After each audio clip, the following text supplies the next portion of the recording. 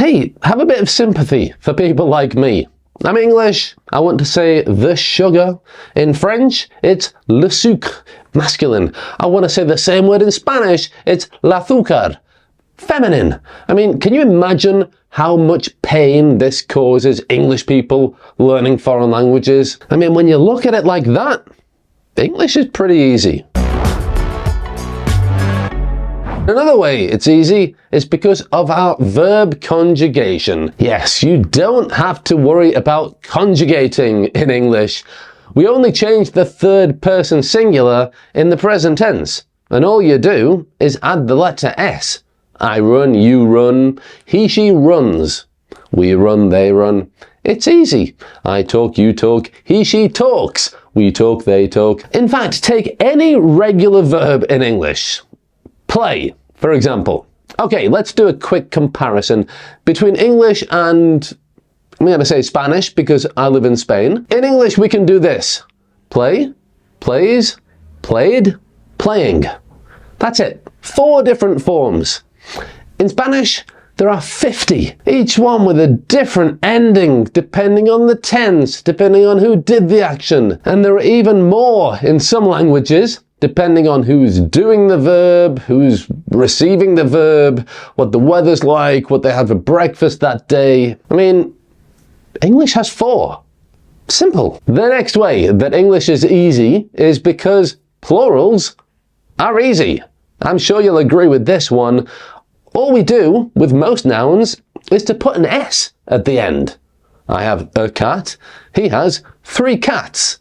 Now compare that to my beloved Italian. I do love Italian, but you have to admit, plurals there are crazy. Un ragazzo, 2 ragazzi.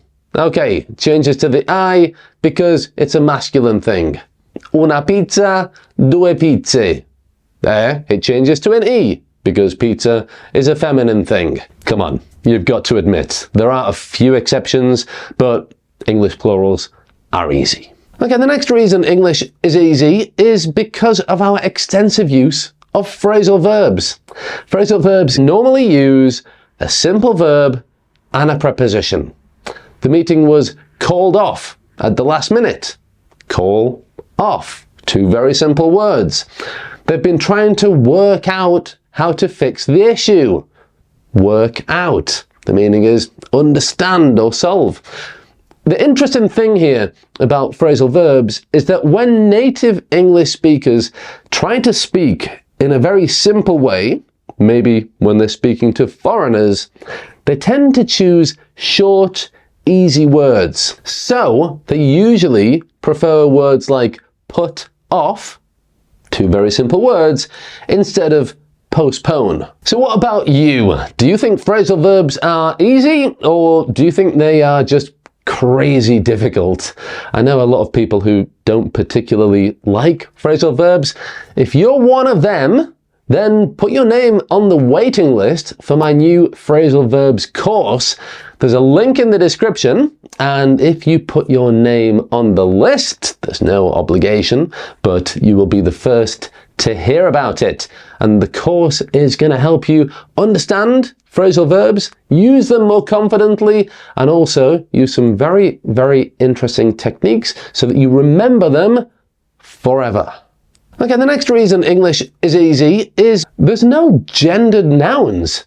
Unlike French or Spanish or many other languages, you don't have to memorize whether a word is masculine or feminine or neutral. And I'm not just talking about absolutely crazy concepts like a table or a leaf being masculine or feminine. In English, even things that are definitely masculine or feminine, a woman, a man, just have the one word for the and one word for The teacher explained the lesson clearly.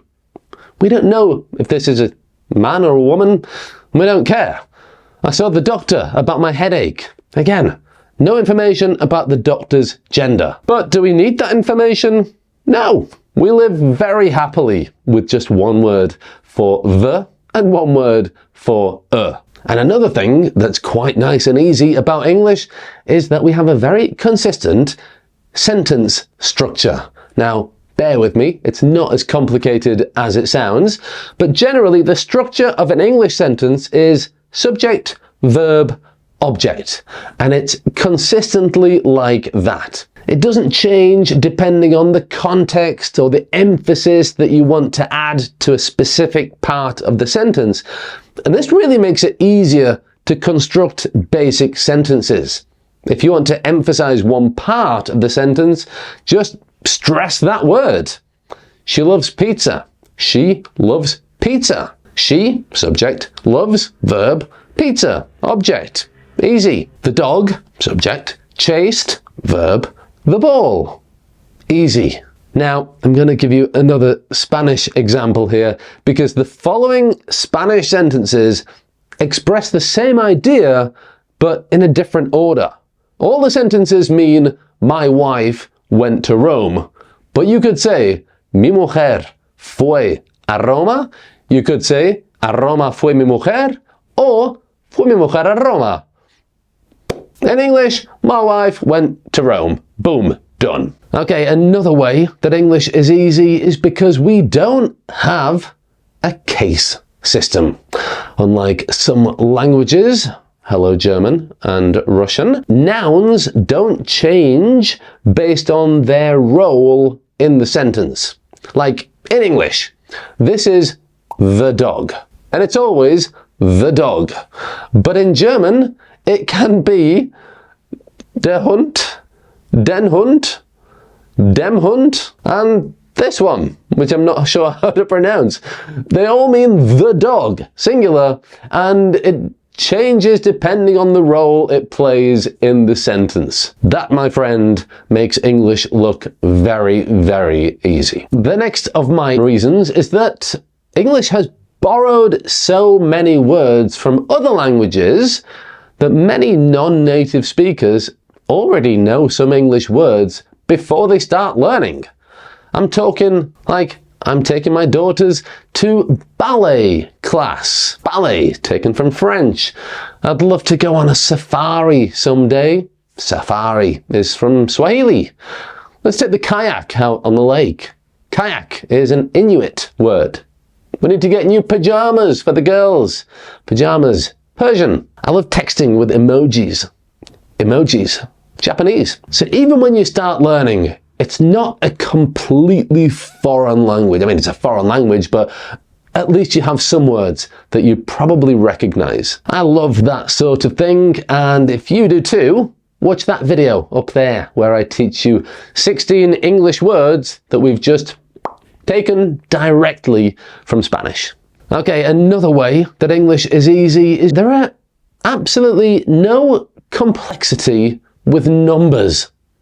Numbers are pronounced pretty consistently. This number is 21, 87, 94.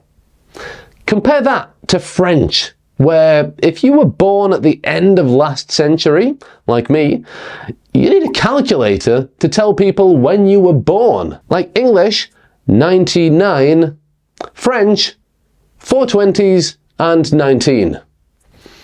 English, 72, French, 60, 12. And if, for example, you were born in 1997, you would have to say that you were born in 1997, which is basically 1,000, 900, 420s, 10, 7. Wouldn't you prefer to learn 1997? Okay, the bonus way that English is fairly easy. We talked about conjugations earlier, but English only has 12 tenses.